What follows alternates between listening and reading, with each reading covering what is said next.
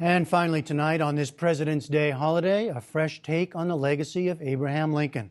Hari toured the new Ford's Theater Center for Education and Leadership here in Washington, D.C. with historian Richard Norton Smith.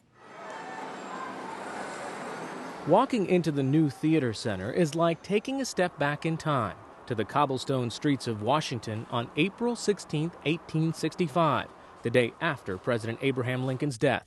Newspaper headlines announcing the president's death cover the walls of the new exhibit, which opened today in a building across the street from Ford's Theater, where the president was assassinated. You walk to the third floor and you come to this more thematic, less chronological treatment of the posthumous Lincoln, or in some ways the living Lincoln. Presidential historian Richard Norton Smith, who helped design the center, says its mission is to examine how Lincoln has influenced Americans, great and small, since his death. In part, that influence is symbolized by the 34-foot-high book tower that connects the center's 3 floors. It's made of aluminum and represents some of the roughly 15,000 works written about Lincoln. The story didn't end on April 15th. In some ways, the story begins. The story of what we want Lincoln to be. Which Lincoln are we talking about? The evolution of the posthumous Lincoln. It's like a mirror held up to the evolution of the country itself. I mean, it's almost like his words are, and possibly his life is, a poem to be constantly reinterpreted. I mean, over your shoulder are 2 very different presidents using his words. Absolutely. And nowhere has Lincoln's posthumous influence been greater than on the presidency itself. And the classic example of how everyone needs to, as one historian says, get right with Lincoln. We have Dwight Eisenhower and Franklin Roosevelt. Ike from the right, FDR from the left, each of them admiring Lincoln. And there's a quote, famous quote there about the role of government. Talk about something contemporary. Well, both Eisenhower and FDR regarded it as their favorite Lincoln quote. In fact, Barack Obama quoted from the same passage in his State of the Union address. I'm a Democrat, but I believe what Republican Abraham Lincoln believed. The government should do for people only what they cannot do better by themselves and no more. You can take away from Lincoln almost anything that you want. Presidents in wartime, embattled presidents, unpopular presidents, they all look to Lincoln.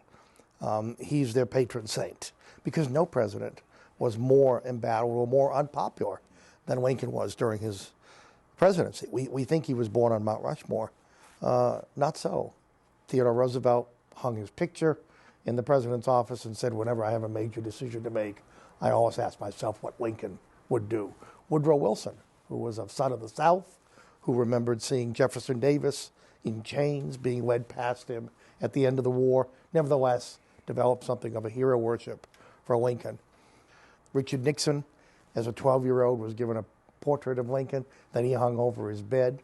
Nixon also justified what would later be seen as abuses of power by comparing America in the Vietnam era to the country during the Civil War. So over and over again, Lincoln is always there if you want to cite him to justify the expansion of presidential power, particularly in wartime. Why do you think it is that people keep coming back to Lincoln to study and to write and rewrite? It's a great question.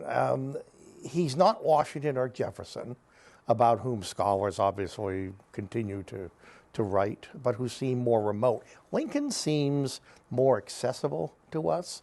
In many ways, Lincoln is one of us, a number of reasons for that. First of all, he had a sense of humor, which does more than anything to humanize people. He had an unhappy marriage, which makes him somehow accessible. He had children. He experienced tragedy. Of the events of Lincoln's life and how he dealt with them, and the personal growth. That makes Lincoln very nearly timeless. Lincoln is an icon that we see so much in pop culture today. And give us some examples of how Lincoln's so used. Well, used and arguably abused. I mean, there are probably, I'm sure there are viewers out there who, when they think of Lincoln, they think of, depending on their ages, Raymond Massey or Henry Fonda or Hal Holbrook or Gregory Peck or others who have played Lincoln in the movies. Furthermore, it's well known that the more a man speaks, the less he's understood.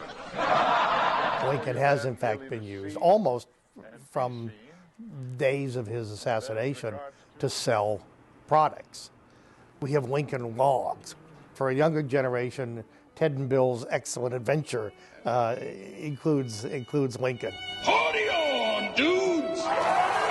He is just one of those figures, if you're selling a product, is synonymous with integrity. Whether it's an automobile or insurance or a remedy for sleep deprivation. Honest Abe. Yes, absolutely. Honest Abe. You know, everyone wants Lincoln on their side. Almost everyone can devise a rationale to justify that. And we go on debating who he is, what he really believed, and how it influences our politics and our culture to this day. And that story's not over. That story is far from over.